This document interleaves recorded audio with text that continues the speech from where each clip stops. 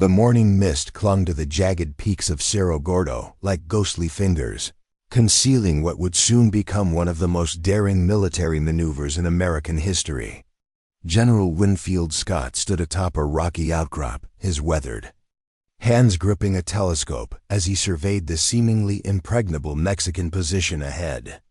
It was April 18th, 1847, and the fate of the Mexican-American War hung in the balance. Below him, stretched across the narrow mountain pass, lay the formidable defenses of General Antonio Lopez de Santa Anna. The Mexican commander had chosen his ground well. Cerro Gordo, the fat hill, commanded the national road between Veracruz and Mexico City like a stone sentinel. Its steep slopes bristled with artillery, and thousands of Mexican soldiers had transformed the mountain into what appeared to be an unconquerable fortress. Captain Robert E. Lee, a young engineer officer with penetrating gray eyes, approached Scott with a mud-stained map clutched in his hands. His uniform bore the evidence of days spent crawling through thorny underbrush, scouting what others deemed impossible terrain. "General," Lee said, his voice steady despite the magnitude of what he was about to propose, "I believe I found our path to victory." The assembled officers gathered around as Lee spread his hand-drawn reconnaissance map on a flat boulder. His finger traced a seemingly impossible route through dense woodland and treacherous ravines that skirted the Mexican left flank. "The enemy believes this terrain is impassable," Lee explained, pointing to the most dangerous section of the proposed route. "They've left it virtually undefended." Colonel William Harney, a grizzled veteran of the Indian Wars, squinted at the map with skepticism. "Captain, you're asking us to march an entire army through country that would challenge a mountain goat.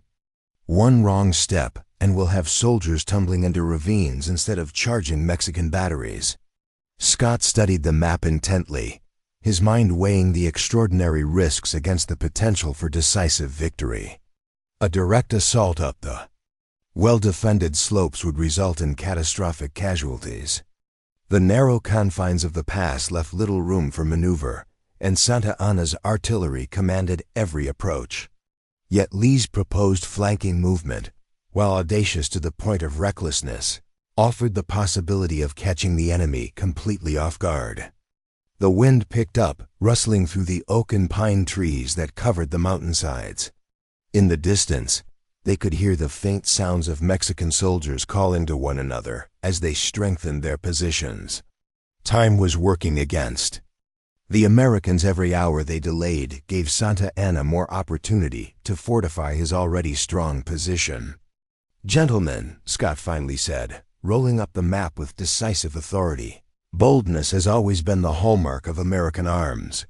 Captain Lee's reconnaissance has revealed an opportunity that fortune may never present again. We shall not waste it cowering behind our own defensive positions." The general's aide-de-camp, a nervous young lieutenant, cleared his throat hesitantly. "Sir, if the flanking movement fails, we'll be caught in the open with our forces divided. Santa Anna could destroy us piecemeal." Scott's steel-blue eyes fixed on the young officer with the intensity that had earned him the nickname Old Fuss and Feathers. "Lieutenant, great victories are never won by those who calculate only the costs of failure. Tomorrow we shall demonstrate that American soldiers can accomplish what others deem impossible. Captain Lee, you will guide the flanking column personally. Colonel Harney, prepare your men for a march that will test every ounce of their endurance and courage." As darkness fell over the Mexican highlands, the American camp buzzed with quiet activity. Soldiers checked their equipment one final time, wrote letters home by flickering candlelight, and tried to steal what rest they could before the coming ordeal. None of them knew that they were about to participate in one of the most brilliant tactical maneuvers in military history, a daring gamble that would showcase the fighting spirit that would define American arms for generations to come. Before dawn on April 19, 1847, the American flanking column began their treacherous journey through terrain that mapmakers had marked as impassable. Captain Robert E. Lee led the way, his engineer's eye picking out the safest route, through ravines that plunged hundreds of feet into darkness, and across slopes so steep that one misstep meant certain death. Behind him stretched a line of American soldiers that seemed to defy every principle of military common sense. General David Twiggs commanded the lead division, his weathered face set in grim determination as he watched his men navigate obstacles that would have challenged experienced mountaineers. Each soldier carried 60 pounds of equipment, including ammunition, rations, and the tools of war that would be needed for the coming assault. Private James Morrison from Ohio found himself clinging to tree roots as he worked his way down a particularly treacherous slope.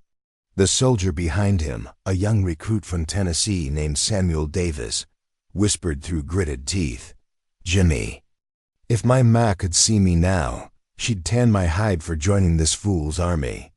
"Save your breath for climbing, Sam," Morrison replied, his knuckles white as he gripped an exposed root. "Captain Lee says we're making history today, and I'd rather make it than be buried by it." The column moved in near-perfect silence, each man understanding that discovery meant disaster. Mexican patrols occasionally passed within yards of the Americans, unaware that an entire army was threading its way through the wilderness mere steps away.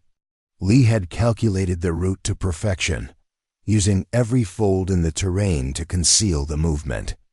According to historical accounts documented in the Mexican War by K. Jack Bauer, this flanking maneuver represented one of the most audacious tactical movements in 19th century warfare.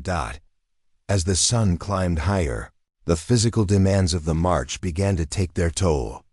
Men stumbled and fell, their equipment clattering against rocks despite desperate attempts to maintain silence. Officers moved up and down the column, offering encouragement and helping exhausted soldiers to their feet. The thick forest canopy provided concealment from Mexican observers, but it also trapped the heat and humidity, turning the march into a grueling test of endurance. Sergeant Patrick O'Malley, an Irish immigrant who had joined the army to prove his loyalty to his adopted country, found himself supporting a young private who had twisted his ankle on the rocky terrain. "Come on, lad," O'Malley whispered, his thick brogue barely audible. "We didn't come this far to quit within sight of glory." Lee periodically called brief halts, allowing the column to rest and regroup. During one such pause, he consulted his compass and studied the terrain ahead. They were making good progress, but the most dangerous part of the march still lay ahead, a narrow ridge that would leave them exposed to Mexican observation if they were spotted. General Twiggs joined Lee at the head of the column, his uniform soaked with sweat and torn by thorns. "Captain, my compliments on your route finding. But I have to ask, are you certain this path will bring us to the Mexican rear?" Lee pointed through a gap in the trees where they could glimpse Mexican fortifications in the distance. "General, if my calculations are correct, we should emerge behind their main position within 2 hours. The key is maintaining absolute silence until we're in position to attack." The march resumed, with each step bringing them closer to either triumph or catastrophe. The soldiers' faces reflected the strain of the journey, but also a growing sense of anticipation. They were participating in something extraordinary, a maneuver that would be talked about in military academies for decades to come. As they approached the final phase of their approach, the sounds of the Mexican camp grew audible through the forest. Cooking fires crackled, soldiers called to one another in Spanish, and somewhere in the distance, a guitar played a melancholy tune. The enemy had no idea that death was approaching through the wilderness, guided by American audacity and Lee's brilliant reconnaissance. The first rays of sunlight penetrated the morning haze as General Winfield Scott's main force prepared for their diversionary assault on the Mexican front lines. The thunder of American artillery echoed across the mountain valleys as howitzers and field guns opened fire on Santa Anna's fortified positions. This was the signal Lee's flanking column had been waiting for, the moment when surprise would transform into devastating attack. Captain Lee raised his hand, and 2,000 American soldiers froze in position behind the Mexican lines. Through the trees, they could see enemy soldiers scrambling to man their guns. All attention focused on Scott's frontal demonstration. The Mexicans had positioned their artillery to command the main road, never imagining that an entire American force could emerge from the supposedly impassable terrain behind them. "Fix bayonets," came the whispered command, passed from man to man along the American line. The metallic click of steel on steel seemed impossibly loud in the forest silence, but the sound was lost beneath the roar of battle erupting at the front of the Mexican position. General David Twiggs drew his sword, the blade gleaming in the dappled sunlight filtering through the oak leaves. His division had endured the grueling night march, and now they stood poised to deliver one of the most decisive surprise attacks in military history. "Gentlemen," he called to his officers, his voice carrying the weight of impending victory, "today we show Santa Anna the price of underestimating American soldiers." The attack began with a sound that would haunt Mexican nightmares for years. To come the wild, piercing yell of American infantry charging into battle. 2,000 voices joined in the terrifying battle cry as blue-uniformed soldiers burst from the forest. Like an avalanche of bayonets and determination, Mexican soldiers, manning the rear positions, turned in shock to find American infantry emerging from terrain they had deemed impossible to traverse. Artillery crews who had been confidently firing at Scott's demonstration suddenly found themselves fighting for their lives as American soldiers swarmed over their gun positions. Lieutenant Antonio Vasquez of the Mexican artillery had been adjusting the elevation on his cannon when the forest exploded with enemy soldiers. "Dios mío!" he shouted, reaching for his pistol as American infantry overran his battery. The carefully planned defensive positions that had seemed so formidable moments before collapsed in minutes as the surprise attack struck with devastating effect. Private Samuel Davis from Tennessee, who had complained about the difficult march just hours before, found himself racing up a steep slope toward a Mexican battery. His bayonet caught the morning light as he leaped over a stone wall, his battle cry joining the chorus of American voices that filled the mountain air. The young recruit had been transformed by the fire of combat into a seasoned warrior.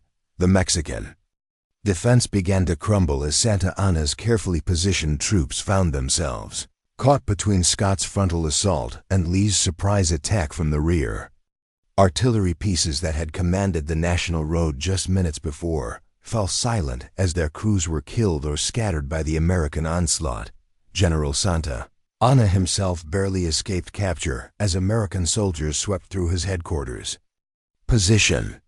The Mexican commander, who had boasted that he would make the Americans pay dearly for every yard of ground, now found his army dissolving around him as the two-pronged American attack achieved complete tactical surprise. Captain Lee, his uniform torn and his face blackened by gunpowder, stood atop a captured Mexican battery and watched the enemy lines collapse. His daring reconnaissance and the impossible march it had made possible were yielding results beyond even Scott's most optimistic expectations. The American flanking movement had not merely succeeded, it had achieved one of the most complete tactical victories in the history of warfare. Sergeant O'Malley, still supporting his injured comrade, paused to catch his breath as Mexican soldiers streamed past them in retreat. "Would you look at that, lads?" he called to his men, his Irish brogue thick with emotion. "We've gone and done the impossible. Those Mexican boys are running like rabbits, and it's American courage that sent them packing." The battle that Santa Anna had expected to fight from prepared positions had become a rout. Mexican soldiers who had felt secure behind their stone fortifications now fled in disorder down the mountain slopes, abandoning equipment, artillery, and all hope of stopping the American advance toward Mexico City. The collapse of the Mexican position at Cerro Gordo became one of the most complete military disasters in Santa Anna's checkered career. As American forces consolidated their stunning victory, the full magnitude of Lee's flanking maneuver became apparent. What the Mexican commander had considered an impregnable defensive position had been turned into a trap by American audacity and tactical brilliance. General Santa Anna, mounted on his finest horse, galloped frantically through the chaos as his army disintegrated around him. The man who had proclaimed himself the Napoleon of the West now found himself desperately trying to avoid capture as American soldiers swarmed over positions he had spent weeks fortifying. His elaborate headquarters, complete with fine furniture and silver dining service, fell into American hands along with his personal correspondence and military papers. Colonel William Harney, leading his regiment in pursuit of the fleeing Mexicans, shouted orders to his men as they advanced through the abandoned enemy positions. "Keep moving, boys. Don't let them regroup." The American soldiers, their blood up from the successful surprise attack, pressed forward with relentless determination, capturing artillery pieces, supply wagons, and hundreds of prisoners.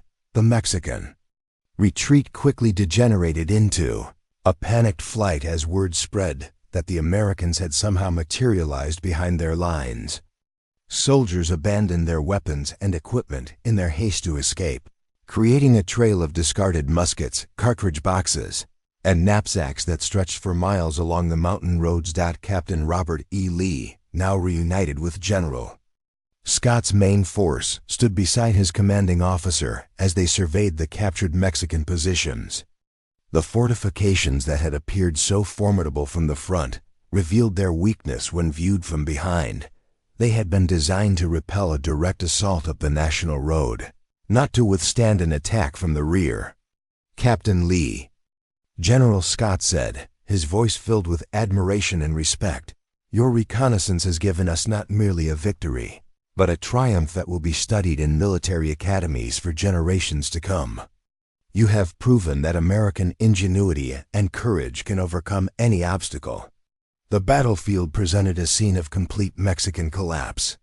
Artillery pieces that had commanded every approach to the pass now stood silent and abandoned, their bronze barrels still warm from firing at Scott's diversionary attack. American soldiers moved through the positions, gathering weapons and supplies while tending to the wounded of both armies. Private James Morrison discovered a Mexican officer's sword lying beside an overturned gun carriage. The blade was beautifully crafted with an ornate hilt that spoke of old Spanish craftsmanship. "Sam," he called to his friend from Tennessee, "look what fortune's brought us. This'll make a fine souvenir of the day we whipped Santa Anna himself." The human cost of the battle revealed the effectiveness of Scott's tactical planning. American casualties were remarkably light, fewer than 60 killed and wounded, while Mexican losses numbered in the thousands when killed, wounded, and captured were counted together. The surprise attack had achieved maximum results with minimum American bloodshed. Historical records from the U.S. Army's official history confirm that Cerro Gordo represented one of the most lopsided victories in American military history, demonstrating the decisive advantage that tactical innovation could provide over numerical superiority. General David Twiggs, his uniform still torn from the night march through the wilderness, gathered his division commanders to assess their remarkable achievement. "Gentlemen," he said, his voice hoarse from shouting orders during the battle, "we have accomplished something that military experts will declare impossible. We have taken a position that should have cost us thousands of casualties, and we have done it with losses that would be considered light for a skirmish." As the sun reached its zenith over the battlefield, American soldiers began the grim but necessary task of burying the dead and caring for the wounded. Mexican prisoners, many still stunned by the suddenness of their defeat, were gathered under guard while their officers were questioned about Santa Anna's plans and the defenses of Mexico City. The victory at Cerro Gordo had opened the road to the Mexican capital, but more importantly, it had demonstrated that American arms could achieve the impossible through courage, innovation, and brilliant leadership. The flanking movement that Captain Lee had conceived and executed would become a textbook example of tactical excellence, studied by military students around the world. The immediate aftermath of the Battle of Cerro, Gordo revealed the staggering scope of American victory. As the dust settled over the mountain battlefield, General Scott's army found itself in possession of an entire Mexican arsenal. 43 pieces of artillery, including some of the finest guns in Santa Anna's army, had fallen into American hands, along with thousands of small arms, tons of ammunition, and military supplies worth hundreds of thousands of dollars. Captain Lee worked tirelessly in the hours following the battle, supervising the collection of captured equipment and the establishment of secure positions. His engineering expertise proved as valuable in organizing victory as it had been in achieving it. "Sergeant," he called to a nearby non-commissioned officer, "ensure those captured cannons are properly secured. We'll need every one of them for the advance on Mexico City." The Mexican wounded received the same medical attention as their American counterparts, reflecting the professional conduct that characterized Scott's army throughout the campaign. American surgeons worked alongside captured Mexican medical personnel to treat casualties from both sides, earning the respect of their former enemies and demonstrating the humanitarian principles that guided American military conduct. General Santa Anna's narrow escape had become the subject of legend among both armies. Mexican survivors told stories of their commander fleeing so hastily that he left behind not only his military papers, but also his personal effects, including a cork leg that he used to replace the limb he had lost years earlier in combat against the French. American soldiers joked that they had literally knocked Santa Anna off his feet. The psychological impact of the defeat rippled throughout Mexico like earthquake tremors. News of the disaster at Cerro Gordo reached Mexico City ahead of Santa Anna himself, spreading panic among government officials and citizens who had believed their army invincible in defensive positions. The seemingly impossible American victory had shattered Mexican confidence in their military leadership. Private Morrison and his Tennessee friend Samuel Davis found themselves assigned to guard duty over captured Mexican officers. The contrast between captors and prisoners reflected the different spirits of the two armies. While the Americans radiated confidence and good humor despite their exhaustion, the Mexican officers appeared stunned by the magnitude of their defeat. "Señor Capitan," one of the captured Mexican artillery officers said to Lee in halting English, "how did you bring an army through that wilderness? Our scouts reported it impossible for even a small patrol to pass." Lee, his natural courtesy extending even to defeated enemies, replied thoughtfully, "Captain, American soldiers are accustomed to making their own roads when existing ones prove inadequate. Your position was indeed strong, but strength means nothing if it faces the wrong direction."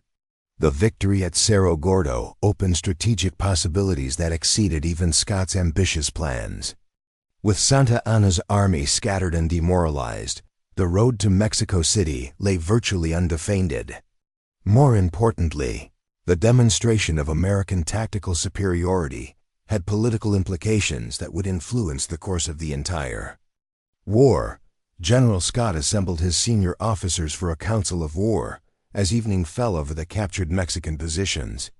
The flickering light of campfires illuminated faces still flushed with the excitement of victory as the American commanders planned their next moves. "Gentlemen," Scott announced, "we have achieved something remarkable today, but our ultimate objective remains the enemy capital. We must not allow success to breed complacency." The logistical challenges of advancing deeper into Mexico required careful consideration. Scott's army was operating hundreds of miles from its base at Veracruz, dependent on supply lines that stretched across hostile territory. The captured Mexican equipment and supplies would help, but feeding and equipping an army in enemy territory demanded constant vigilance and planning. Colonel Harney raised a practical concern that worried many of the American officers. "General, our victory today was complete, but it has scattered Santa Anna's forces rather than destroying them. He will undoubtedly attempt to reorganize and block our advance at some point closer to Mexico City." Scott nodded thoughtfully, his experienced mind already wrestling with the challenges that lay ahead. "Colonel, you raise a valid point. However, Santa Anna's credibility with his own government and people has been severely damaged by today's defeat. His ability to rally effective resistance may be more limited than we might expect." The evening brought a strange quiet to the battlefield as exhausted soldiers from both sides tried to rest. American sentries kept careful watch while their comrades slept among the captured Mexican fortifications, their weapons close at hand despite the completeness of their victory. Tomorrow would bring new challenges, but tonight belonged to the celebration of American arms triumphant. In the days following the stunning victory at Cerro Gordo, General Scott's army transformed from a collection of battle-weary soldiers into a confident force that believed itself capable of conquering Mexico itself. The psychological effect of their impossible victory rippled through the ranks like electricity, creating an esprit de corps that would carry them through the remaining challenges of the campaign. Captain Lee found himself elevated from a relatively unknown engineer officer to one of the most respected members of Scott's staff. His fellow officers, who had initially viewed his proposed flanking movement with skepticism, now sought his opinions on tactical matters with the reverence due a proven military genius. "Captain," General Twiggs remarked during a staff meeting, "if you can find a path through that wilderness, I believe you could find a way to march an army up the walls of Mexico City itself." The reorganization of the army after Cerro Gordo demonstrated Scott's administrative genius as clearly as the battle had shown his tactical brilliance. The captured Mexican equipment was rapidly integrated into American units, while prisoners were processed and intelligence gathered from captured documents. Every piece of information about Mexican defenses and troop dispositions was carefully analyzed and incorporated into plans for future operations. Private Morrison discovered that victory had its own burdens as well as its rewards. The regiment had been assigned to escort a convoy of captured artillery pieces back toward the American supply base, a mundane duty that felt anticlimactic after the excitement of the flanking movement. "Sam," he complained to his Tennessee friend, "here we are, fresh from whipping Santa Anna himself, and they've got us playing nursemaid to a bunch of Mexican cannons." "Quit your grousing, Jimmy," Davis replied with newfound wisdom earned in combat. "Those guns we captured will be throwing shot at Mexican positions before this war's over. Every piece of equipment we save now means fewer American boys die later." The march toward Mexico City resumed with an efficiency that reflected the Army's growing confidence. Supply columns moved with clockwork precision, while advanced guards scouted ahead for signs of renewed Mexican resistance. The victory at Cerro Gordo had not only opened the road to the enemy capital, but had also created a momentum that seemed to carry the American forces forward almost effortlessly. Military historians, including those cited in So Far From God, The U.S. War with Mexico by John S. D. Eisenhower, consistently rank the Cerro Gordo campaign among the finest examples of tactical innovation in American military history. General Santa Anna's attempts to rally his scattered forces met with limited success as word of the American victory spread throughout Mexico. The myth of Mexican invincibility in defensive positions had been shattered by Lee's flanking movement and the courage of American soldiers willing to attempt the impossible. Potential recruits questioned whether joining Santa Anna's army meant anything more than eventual capture or death. The American advance encountered increasingly desperate Mexican attempts at resistance. Small forces of cavalry and irregular fighters harassed the supply lines and attempted ambushes, but these pinprick attacks could not slow the momentum generated by the victory at Cerro Gordo. American patrols dealt with these threats efficiently, their confidence boosted by their recent triumph. Colonel Harney's regiment took particular pride in their role in the famous flanking movement. The soldiers who had complained about the grueling Night march through impossible terrain now told stories of their adventure with the pride of men who had participated in military history. "Boys," Sergeant O'Malley would say during evening formations, "when you're old men bouncing grandchildren on your knees, you'll tell them about the night we marched through hell itself to whip the Mexicans at Cerro Gordo." The strategic implications of Scott's victory extended far beyond the immediate military situation. News of the American triumph reached Washington and European capitals, enhancing America's international prestige and demonstrating that the young republic possessed military capabilities that could compete with established European powers. The tactical innovation displayed at Cerro Gordo suggested that American military thinking was evolving beyond mere imitation of European models. As the Army continued its advance through the Mexican highlands, the soldiers carried with them more than weapons and equipment. They bore the confidence that comes from achieving the impossible, the knowledge that American courage and ingenuity could overcome any obstacle. The victory at Cerro Gordo had proven that fortune favors the bold, and that boldness combined with tactical brilliance could achieve results that seemed miraculous.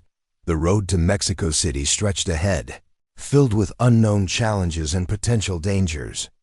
But the men who had scaled impossible cliffs and emerged from impassable wilderness to achieve one of the most complete victories in American military history felt prepared for whatever lay ahead. They had already accomplished the impossible. Once who could say what they might achieve next? The reverberations of the Battle of Cerro Gordo extended far beyond the mountain passes of Mexico, creating ripples that would influence American military doctrine and national identity for generations to come. As General Scott's army continued its advance toward Mexico City, the tactical lessons learned from Captain Lee's brilliant flanking movement began to reshape how American officers thought about warfare itself. In the immediate aftermath of the battle, military dispatches carrying news of the victory traveled swiftly toward Washington, where government officials and newspaper editors struggled to comprehend the magnitude of American success. The idea that a smaller American force had defeated a larger, well-entrenched Mexican army through sheer tactical innovation seemed almost too remarkable to believe. President James Knox Polk, reading the official reports in the White House, found himself both elated and somewhat surprised by the completeness of Scott's triumph. The political implications were staggering. American military competence, questioned by European observers and domestic critics alike, had been demonstrated beyond doubt on the battlefields of Mexico. Captain Robert E. Lee, now recognized as one of the finest military minds of his generation, continued to serve with distinction throughout the remainder of the Mexican campaign. The young engineer officer who had crawled through thorny underbrush to find an impossible route would eventually become one of the most studied military commanders in American history, though his greatest fame would come in a very different conflict. The soldiers who had participated in the flanking movement found themselves transformed by their experience. Private Morrison returned to Ohio after the war with stories that seemed incredible to civilian listeners. "I tell you folks," he would say in the taverns of his hometown, "we marched an entire army through country that would challenge a mountain goat, and we did it in the dark with Mexican patrols all around us." The tactical principles demonstrated at Cerro Gordo the importance of reconnaissance, the value of attacking where the enemy least expects it, and the decisive advantage of achieving complete surprise became fundamental elements of American military education. West Point cadets studied Lee's route finding and Scott's coordination of the complex operation as examples of military art at its finest. General Santa Anna's career never fully recovered from the devastating defeat at Cerro Gordo, though he would continue to play a role in Mexican politics and military affairs. His reputation for invincibility had been shattered by the American flanking movement. The cork leg that he abandoned in his hasty retreat became a symbol of Mexican military humiliation and American tactical superiority. The broader impact of the victory on American national consciousness proved even more significant than its immediate military consequences. A young nation that had often felt inferior to European powers in matters of military science had demonstrated that American innovation and courage could achieve results that traditional military thinking deemed impossible. The veterans of Cerro, Gordo carried their experience into civilian life, where their stories of impossible achievement became part of American folklore. The idea that ordinary Americans could accomplish extraordinary things through determination, ingenuity, and willingness to attempt the impossible became embedded in the national character. Colonel Harney, reflecting on the battle years later, captured the essence of what had been achieved. We proved that day that American soldiers don't recognize the word impossible. When faced with a problem that appears unsolvable, we find a way to solve it. That's what makes us different from other armies. We don't accept limitations that others consider absolute. The Battle of Cerro Gordo demonstrated that military success often depends less on superior numbers or equipment than on superior thinking and execution. Lee's reconnaissance had revealed an opportunity that others missed, while Scott's willingness to authorize an audacious plan had made victory possible.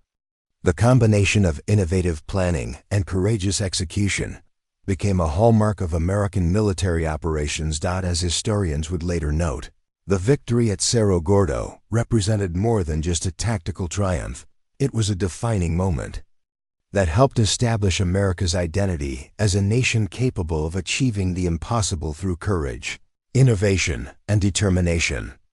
The soldiers who had emerged from the wilderness behind Mexican lines had done more than win a battle. They had demonstrated the fighting spirit that would characterize American arms in conflicts yet to come.